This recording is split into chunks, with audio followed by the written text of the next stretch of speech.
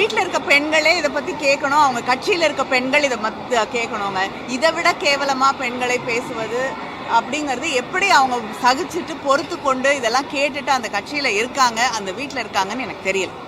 மகளிர் ஒரு விலை மாதவியின் வீட்டுக்கு ஒருத்தன் போகிறான். போகும்போது அங்கே அந்த அம்மா கேட்குது, நீ பார்த்து நீங்கள் சைவமா வைணவமா அப்படின்னு கேட்குது. அவனுக்கு ஒன்றும் புரியல. அவன் பணம் எவ்வளோ 5 கொடு 10 கொடுன்னு கேட்டான்னா ரைட்டு. என்னடா இங்கே வந்திருக்கிறோம் நாம ஒரு விலை மாத வீட்டுக்கு, நம்மளை சைவமா வைணவமான்னு கேட்குறாங்க அப்படின்னு கேட்டான்.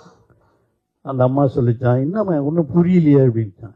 ஒன்றும் இல்லை, சைவம்னா இப்படி வைணவம்னா இப்படின்னுச்சான்.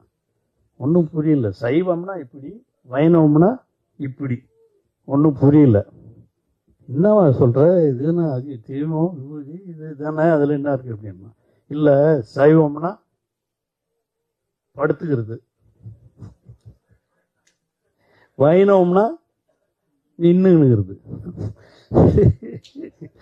நின்னுங்கன்னா 5 படுத்தா 10. மற்றவங்களும் சரி